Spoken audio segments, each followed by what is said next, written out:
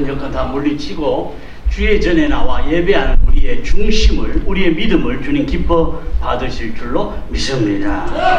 새해에도 주님 은혜와 복이 우리 가정에 늘 함께 하시기를 축원합니다. 요새는 변수가 많습니다. 새해가 시작된 지 불과 어제까지 3일밖에 안 지났잖아요. 그런데 여기저기서 사건 사고가 많았어요. 위험한 곳에 가서만이 아니에요. 그냥 위험하지 않은 이 보도를 걸어가는데 차가 들어와서 다치거나 죽기도 하고, 새해 축제를 하다가 죽거나 다치기도 하고, 심지어는요 이 떡과 같은 음식을 먹다가 질식해서 죽기도 하는데, 우리나라 통계는 정확하게 안 나와서 잘 모르겠는데 일본에서는요 한 해에 음식물 때문에 떡이나 뭐 이런 먹는 것 때문에 질식해서 죽는 사람이 4,000명이 넘는다. 놀랍지 않습니까, 여러분? 떡 먹다 죽었대 그러면 우리가 안 믿어지잖아요. 근데 그런 사람이 실제로 우리나라에도 특히 이제 연초에 떡국을 먹잖아요. 떡국이나 찹쌀떡 이런 걸 먹다가 질식하는 사람들이 많아서 119 출동하는 얘가 많다 그러네요, 우리나라에도. 근데 정확하게 몇 명이 죽었는지는 모르지만 일본은 4,000명이 넘고요. 특히 또 이 많이 죽는 사람이 목욕과 관련해서 많이 죽어요. 하나도 위험하지 않은 것이에요. 그런데 목욕을 하다가나 또는 목욕을 하고 가장 많이 죽는 게, 목욕을 하고 기온이 갑자기 낮아진 대로 나오면서 쓰러져서 죽는 사람이 일본의 한 해에 작년 25년 통계는 안 나왔어요. 2024년 통계가 7,776명. 멀쩡하게 목욕하고 나오다 죽는 사람이 이렇게 많다는 거예요. 그러니까 꼭 위험한 곳에 가서만이 아니에요. 평범한 우리 생활 속에서도 언제 어떤 일이 있을지 알 수가 없는 거예요. 2026년 한 해를 사는 동안도 하나님의 손이 우리 가정을, 우리 걸어가는 걸음걸이를 지켜주시기를 축원합니다. 시편 3편에 보면 이런 고백을 해요, 다윗이.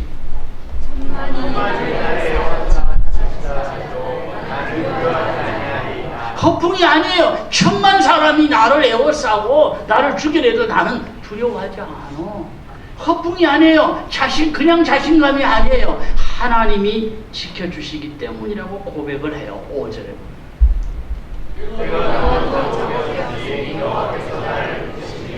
내가 어디 가든지 하나님이 나를 붙들어 주시니까 1,000만 사람이 나를 대적해도 나는 두려워하지 않을 거야. 그런 고백이에요. 결국은 내가 어떤 환경에서라도 당당히 서게 될 것이고 당당히 나는 이기게 될 것이라는 고백이에요.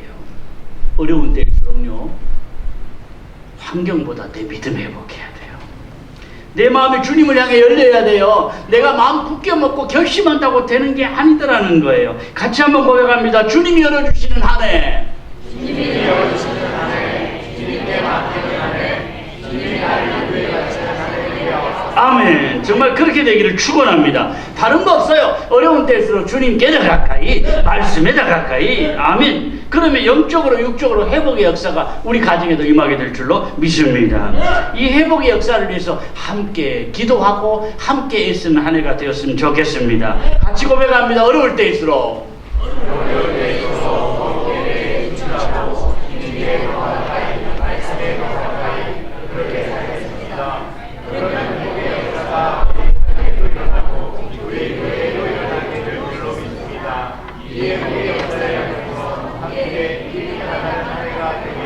함께 힘있게 나가는 한 해가 되게 하옵소서. 아멘. 새해를 시작하면서요 우리 그동안 해야 되는데 아무튼 미뤄놓은 일들 있잖아요.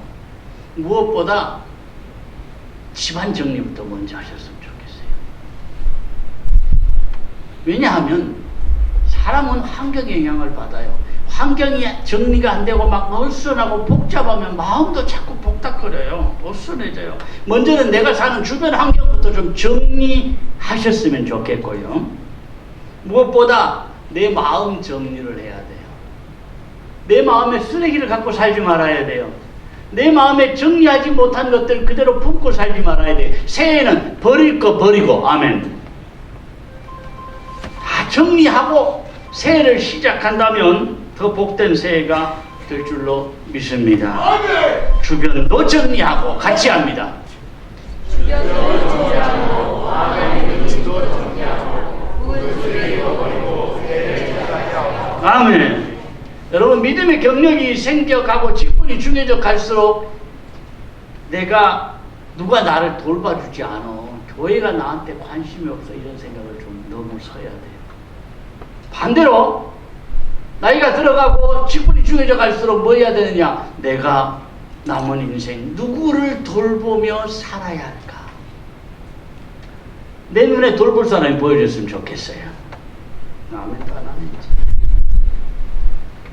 여러분, 누가 나를 돌봐주기를 바라지 마세요. 내가 누구를 돌보며 살까? 교회가 나에게 왜 관심을 안 갖느냐 그러지 말고, 내가 교회의 어느 부분을 감당할까?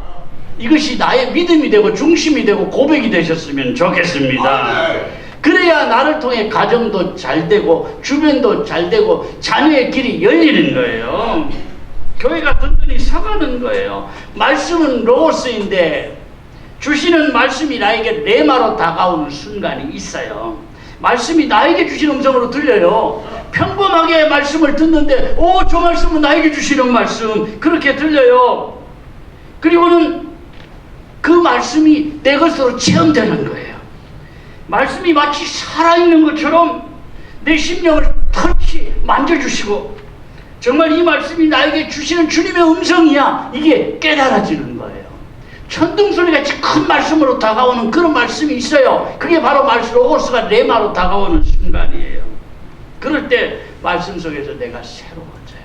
내 마음이 새로워지고 내 생각이 새로워지고 내 생활이 새로워지고 내 가는 인생이 새로워져요. 이런 레마의 체험 없이 평생 머리로만 믿는 분들도 있어요. 그런데 달라지지 않아요. 늘 제자리예요. 마음은 잘 믿어야 되는데, 잘 믿었으면 좋겠는데 그게 마음으로 끝나버려요. 생활은 달라지는 게 없어요. 머리로 아는 것과 생활이 성숙해지는 건 다른 거예요. 배우면 많이 알게 됩니다. 그런데 안다고 사람이 달라지는 거 아니에요. 성숙한 믿음은 배운다고 되는 게 아니에요. 레마의 체험이 있어야 돼요. 예수님 당시에 서기관들과 바리새인들은 지도자들입니다. 자기들도 우리는 지도자들이야, 잘 믿는 사람들이야, 그렇게 스스로 생각하고, 많은 사람들이 저 사람들은 우리와 구별되게 잘 믿는 사람들이라고 인정을 받던 사람들이에요. 그런데 예수님 볼 때는 아니야 그랬다는 거예요. 마치 회칠한 무덤처럼, 무덤에 이렇게 이 회를 치해 놓으면 겉은 깨끗하잖아요. 근데 그 속에는 막 썩은 것들이 들어있는 것처럼 오늘날도 그렇습니다. 믿음의 경력이 늘어갑니다. 직분이 중요해져 갑니다. 교회 생활은 익숙해져 갑니다. 그런데 정작 마음에 예수님이 안 계시고, 정작 마음에 말씀이 없을 수 있다는 거예요. 교회 와서 꼬박꼬박 예배는 드리고 할 일은 하는데 세상에서는 안 믿는 사람과 다를 게 없다는 거예요. 말씀의 체험이 있어야 내 속사람이 달라지고 생활이 달라지는 거예요. 이 체험 없으면요, 갑작스럽게 사고가 났다, 원치 않는 질병이 온다, 어려움이 온다, 그럴 때 쉽게 돌아서고 믿음 다 까먹게 되는 거예요. 진득한 믿음, 한결같은 믿음, 변함없는 믿음은, 환경을 이기고 자신을 이기고 악한 영의 역사를 이겨나가는 믿음은 그냥 되는 게 아니에요. 여러분, 올 한 해 동안 무엇보다 말씀의 체험이 많아지기를 축원합니다. 말씀의 체험이 있는 인생은 나만 좋은 게 아니에요. 자녀들이 잘 돼요. 나는 그럭저럭 잘 살았는데 자녀들이 갈수록 못되져 간다. 갈수록 형편 없어져 간다. 자녀들이 갈수록 망해간다. 그럼 얼마나 안 좋은 일이에요. 사는 동안 나를 잘 지켜나가고, 믿음 잘 지켜나가고, 우리 가정과 자녀들을 잘 지켜나가시기를 축원합니다. 여호수아 24장 26절에 보면 이렇게 말씀을 해요.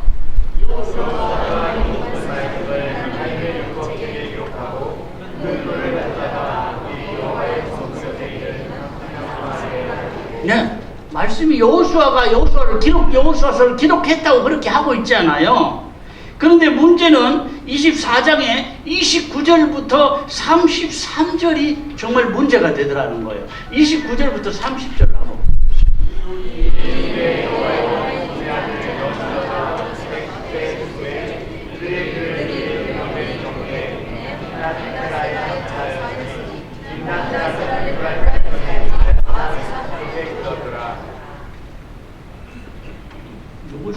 죽은 이를 여호수아가 쓸 수는 없잖아요. 그렇죠? 근데 33절을 보면은요.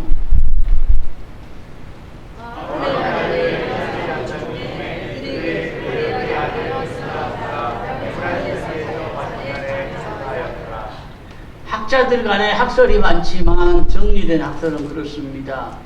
대부분을 다 여호수아가 썼는데 여호수아의 죽음과 장례와 이런 것들은 누가 썼느냐? 비느하스가. 그러니까 엘르아살의 장례까지 다 적은 것은 그의 아들 비느하스가 추가로 뒷부분은 기록한 것이다. 그렇게 추정을 합니다. 일반적인 이론은 그렇습니다. 이 누가 썼냐는 그렇게 중요하지 않아요. 어쨌든 여호수아의 내용이 뭐냐? 여호수아는 한마디로 약속과 성취입니다. 하나님이 약속하신 것을 이루어 주셨다. 전체 한 줄로 요약하면 여호수아의 내용이 그거예요. 여호수아를 통해서 나에게도 주신 약속이 이루어지는 귀한 체험이 있기를 축원합니다. 1절을 보겠습니다.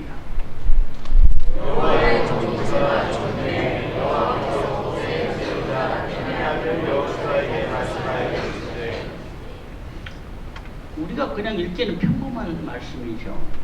그런데 이스라엘 백성들에게는 충격적인, 모세가 죽은 후에 이 단어가 정말로 충격적인 거예요. 애굽에서 해방된 것도 모세 때문에, 광야 생활도 모세 때문에, 또 율법을 받은 것도 모세를 통해서, 성막을 짓는 것도 모세, 지금까지 모든 것 다 모세를 통해서 했단 말이에요. 근데 그 모세가 없어요. 이제 지금까지 계속해서 모세를 의지하고 오직 모세만 바라보고 살았는데 그 모세가 죽어버렸어요. 야, 우리는 어떻게 하냐? 이제는 누굴 믿고 사냐? 그런 생각할 수 있잖아요. 더더욱 그 이후에 지도자가 된 여호수아는 모세의 영적인 능력도 알고, 그런 능력 있는 모세가 인도함에도 불구하고 그동안 이스라엘 백성들이 얼마나 많이 거역하고 불순종하고 불평하고 원망하고 하나님을 대적하고 모세를 대적한 그걸 여호수아가 옆에서 다 봤잖아요. 이런 백성들을 가나안으로 데리고 들어가야 되는데 편히 들어갈 수 있는 게 아니에요. 가나안에 사는 족속들과 전쟁을 해서 이겨서 하나하나 점령을 해야 되는데 그 가나안에 사는 족속들이 만만치 않은 족속들이에요. 그 당시에는 무기가 변변치 않았기 때문에 사람이 참 중요했는데 가나안에 사는 족속들이 거인 족속이란 말이에요. 도저히 그들에 비하면 우리는 메뚜기다 끓을 만큼 이 크고 장대한 족속들과 더불어서 싸워서 이겨서 전쟁을 해서 그 땅을 빼앗아서 들어가야 된다는 말이에요. 그런 여호수아에게 하나님은 약속의 말씀을 주십니다. 배워야 될 중요한 사실이 뭐냐? 모세는 죽었어도 하나님은 여전히 이스라엘을 인도하신다. 그동안 모세가 한 것이 아니라 하나님이 모세를 통해서 하셨다는 사실이에요. 백성들의 눈에는 그게 안 보인 거예요. 여러분, 우리 가정도 그렇고 교회도 그렇습니다. 모세가 죽은 것처럼 내가 의지하고 붙들던 사람이 내 곁을 떠날 수도 있습니다. 내가 의지하고 붙들던 것이 사라질 수 있습니다. 당장에 낙심이 되죠. 그때 주님의 음성을 들으면 일어나게 되고 새롭게 출발할 줄로 믿습니다. 뜻하지 않은 시련이나 고난을 당할 때 하나님이 새로운 은혜를 나에게 주시려는구나. 아멘. 나에게 주신 약속을 이루시는 기회가 왔구나. 이런 믿음으로 승리하시기를 바랍니다. 우리 눈에 보이는 것은 사람 때문에, 사람에 의해서, 그러나 아니에요. 하나님이 그 사람을 통해서, 하나님이 교회를 인도하시는 것도 그렇습니다.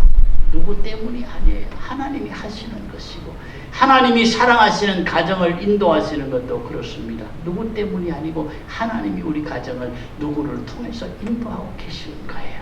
이 믿음으로 승리하시기를 바랍니다. 당장에 나에게는 대책이 없어 보여도 하나님께는 대책이 있어요. 어찌 보면 막막한 환경 앞에서 하나님 말씀을 주시는데 2절에 보면 이렇게 말씀을 합니다.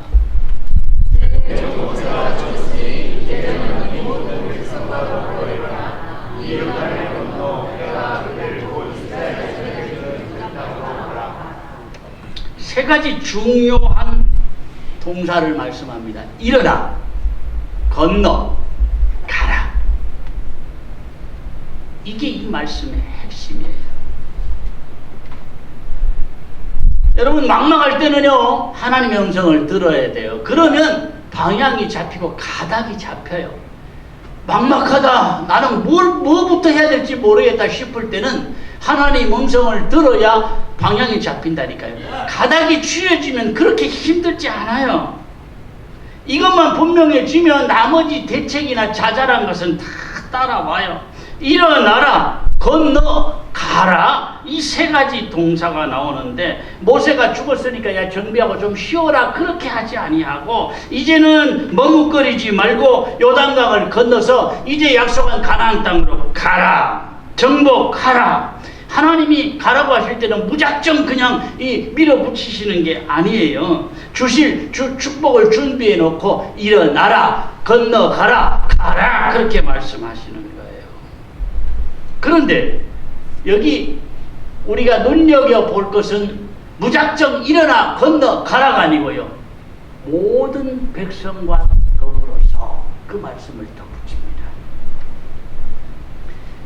아무리 하나님이 약속하셔서도 혼자는 안 되는 거예요. 모든 백성과 더불어서 여호수아야 너는 모든 백성과 더불어 일어나 건너가라 그렇게 말씀하신 거예요.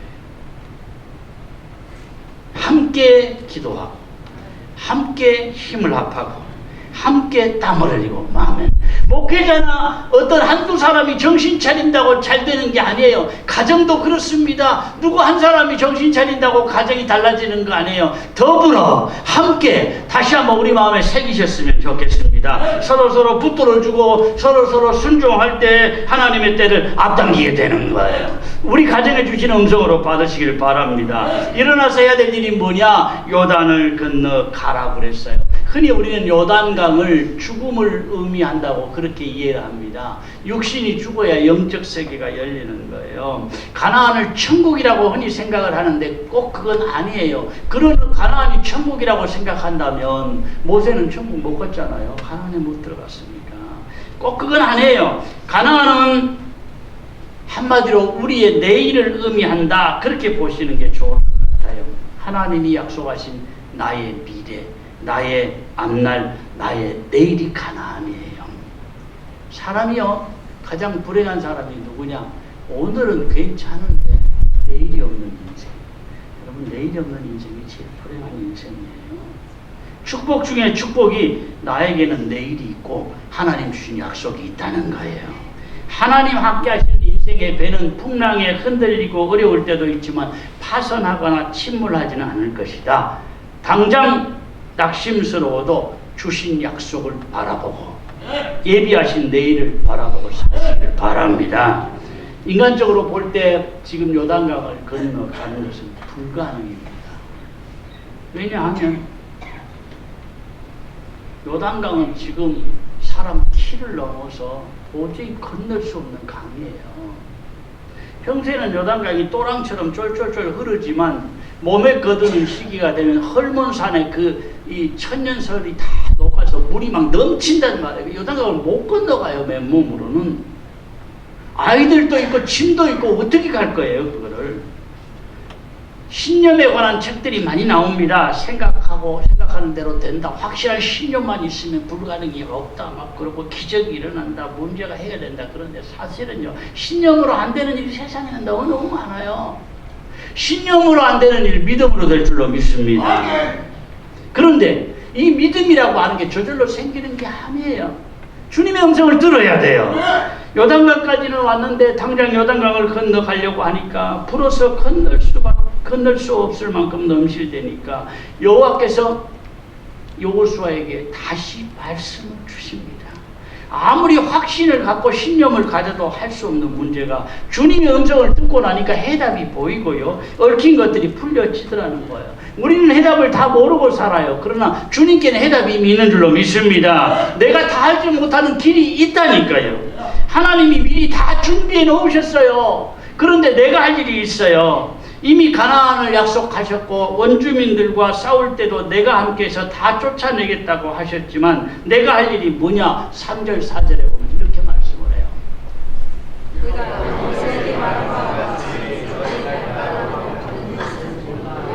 이제 이제 거기까지 보겠습니다. 우리가 할 일은 발바닥으로 밟는 거예요. 하나님이 다 준비해놓고 다 약속하셨지만 내가 들어가야 돼요. 내가 그곳을 발바닥으로 밟아야 그 땅을 내가 너희들에게 주고 너희 땅이 될 것이다. 그런 말씀이에요.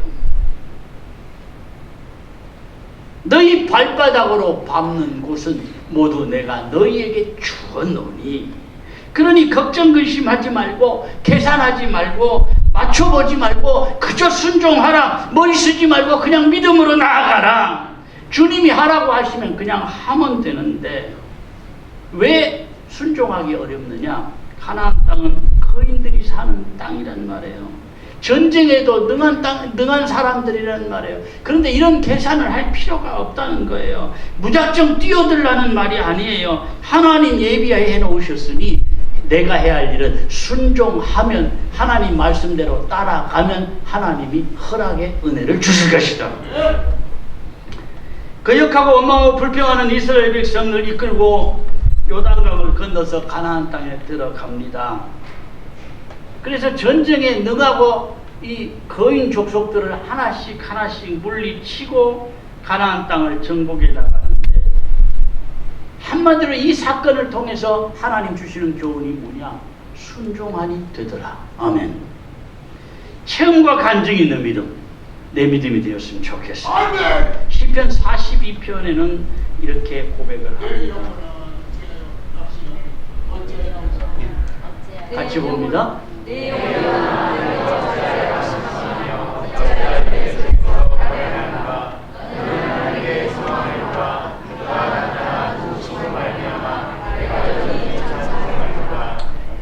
이리저리 자꾸 계산하고 불안해하지 말고 하나님을 바라보라. 그런 말씀이죠. 하나님의 때가 있다니까요. 모세가 40년 동안 애국 궁정에서 무술도 익히고 공부도 하고, 그런데 그대로 쓰셨으면 좋았을 것이죠. 40살 그 열정적이고 힘이 있을 때 쓰셨으면 좋았을 것인데 40년을 광야에서 썩게 만드십니다.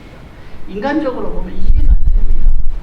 건강하고 힘있고 추진력 있고 뭔가 능력 있을 때 사용하면 좋잖아요. 그런데 그때는 내가 살아서 하나님 말씀을 잘 안 듣거든요. 내 생각이 앞서서 그대로 순종하기 어렵거든요. 그래서 40년을 광야에서 푹 썩고 완전히 나는 아무것도 못해요. 저 밑바닥으로 끌어내리신 이후에 하나님이 들어서시더라는 거예요. 모세가 40년 궁중에 있을 때는요, 하나님 음성이 안 들렸어요. 왜냐하면 전쟁에 나가면 승리하고 사람들에게 막 모세 이름이 알려지고 실력을 인정받으면서 자꾸 사람의 소리만 들린 거예요. 그런데 광야로 쫓겨나서 남의 양이나 치는 그런 낮은 자리에 혼자 있으면서 하나님의 음성을 들은 거예요. 하나님이 쓰시는 인물들은요, 대부분 외로움을 통과한 사람들입니다. 목사님들 가운데도요, 사람들하고 어울리기 좋아하고 놀기 좋아하고 거의 그게 교회보다는 거의 외부에서 이렇게 어디를 가면, 큰 교회는 또 부목사가 있으니까 괜찮은데 작은 교회는 부목사가 없잖아요. 그런데 집사님 내일 새벽기도 좀 하세요. 그러고는 행사가 그 다음날까지 있지도 않은데 그냥 놀아요. 자기들끼리. 집사님한테 새벽기도를 맡기면서까지 그런 분들이 있더라고요. 타산지석이라고 그런 분들 보는데, 야, 나는 그러지 말아야지, 그런 생각들을 하는데, 저는 좀 늦어도 옵니다. 밤 12시에 오더라도 와서 한 서너 시간 자고 또 새벽기도 하면 되잖아요. 하루 더 놀겠다고 전화해서 집사한테 맡기고 청년한테 맡기고, 또 그런 분들이 또 인간관계는 또 잘하더라고요.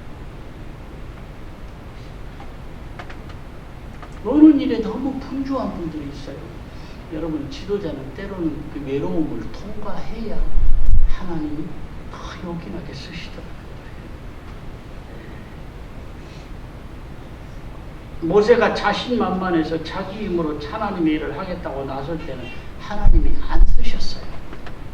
강한 자아를 깨트리려고 광야로 보내셨다니까. 사실은 여호수아도요 이런 연단의 과정을 충분하게 거쳤어요. 40년 광야에서 모세의 시종으로 살았어요. 그 다음에 세움받은 거예요. 오늘날 우리도 그렇습니다. 다듬어지고 깨진 만큼 하나님께 요긴하게 쓰임받는 거예요. 여러분, 사람들이 나를 어떻게 생각할까? 사람들에게도 인정받으면 좋지만 중요한 거는 하나님이 인정하셔야 돼요. 사람의 여론에 연연하는 사람은 그 사람을 깨트려서 쓰시더라는 거예요. 빨리 가는 것도 좋습니다. 그런데 더 중요한 것은 하나님이 원하시는 사람으로 만들어지는 거예요.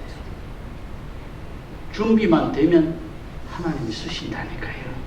사람들은 자꾸 머리에 많은 걸 담기를 원해요. 그런데 머리보다는 우리 가슴에 많은 것들이 담겨야 돼요. 가슴이 커져야 돼요. 여호수아는 40년 동안 모세의 종으로 살면서 가슴을 키워나간 거예요. 저절로 된 게 아니라니까요. 여호수아는 가나안을 정탐하고 돌아온 이후에도 모세의 종으로 40년을 보내면서 많은 경험을 했는데 그게 헛된 것이 아니었어요. 특히 6월절 사건, 모든 장자가 다 죽었잖아요. 여호수아도 장자였어요. 죽어야 돼요. 그런데 어린 양의 피를 문설주에 바름으로 살아난 체험이 있잖아요. 내가 산 것은 어린 양의 피 때문이다. 확실한 체험이 있었어요. 또 한 가지, 아말렉과의 전쟁 때 여호수아는 앞장서서 나간 장군이었습니다. 앞장서서 부지런히 최선을 다해 전쟁할 때 막 잘 되면 말고 죽으면 말고 그런 마음으로 싸우겠어요. 죽기 살기를 최선을 다해서 싸우잖아요. 그런데 어떨 때는 밀리기도 하고 어떨 때는 이기기도 하고 하루 종일 왔다 갔다 이게 전세가 자꾸 달라지더라는 거예요. 그런데 그 이유가 모세가 산에서 손을 들고 기도하면 이기고 피곤해서 손이 내려오면 밀리는 걸 자기가 체험을 한 거예요. 내가 최선을 다했지만 나 때문이 아니라 하나님이 이기게 하시고 또 밀리게도 하시는구나. 이런 체험을 확실하게 한 거예요. 승패가 기도에 달려있다는 체험을 한 거예요. 우리가 열심히 살아야죠. 가정에서도 일터에서도 교회 일도 열심히 해야 돼요. 그런데 내가 열심히 하는 것 못지않게 중요한 게 뭐냐? 하나님이 허락하셔야 돼요. 모든 것에 때가 있어요. 영적으로 큰 사람 되기 위해서 너무 조급하지 말아야 돼요. 큰 나무가 되기 위해서는 세월이 필요하잖아요. 큰 건물도 지으려고 하면 시간이 필요해요. 영적으로도 그렇습니다. 하나님께 요긴하게 쓰임받는 영적 인물은 하루아침에 만들어지지 않아요.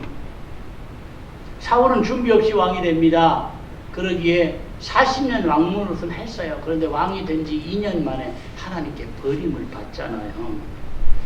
다윗은 어린 먹동 시절부터 철저하게 훈련받고 죽을 곱이 많이 넘기고 왕이 되었기에 한동안 실수는 했지만 끝까지 하나님의 마음에 합한 종이 된 거예요.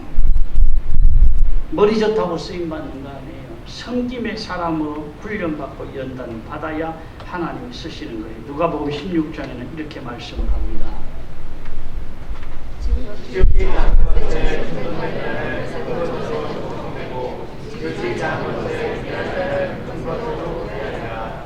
작은 것에 충성할 줄 아는 사람이 큰 일에도 충성한다는 말씀이고요.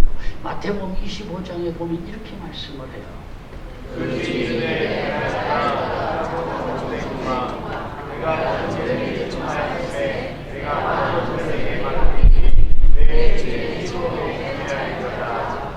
적은 일에 충성한 사람에게 많은 것을 주신다.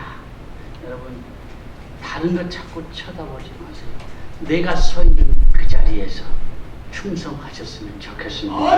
우리 교회 세움받은 모든 분들이, 목사를 비롯해서 우리 장로님들, 권사님들, 집사님들이 다 요긴하게 쓰임받았으면 좋겠는데 하나님이 쓰시기에 불편함이 없는 종들 되고, 교회에서 다른 사람이 볼 때도 저분은 보기만 해도 은혜가 돼.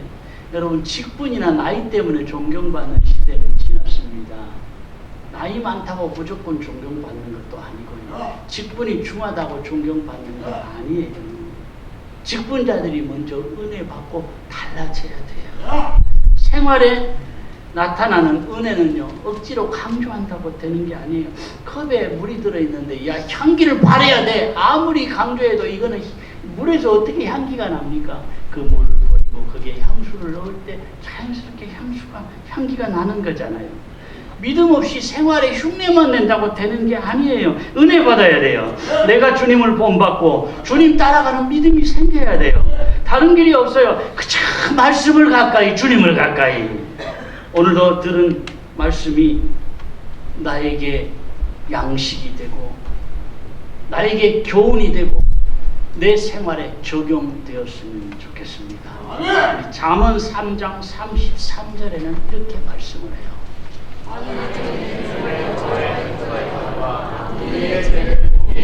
아멘. 우리 가정에 주시는 말씀으로 받으셨으면 좋겠어요. 새해는 새 기회입니다. 같이 고백하고 말씀을 마칩니다. 이제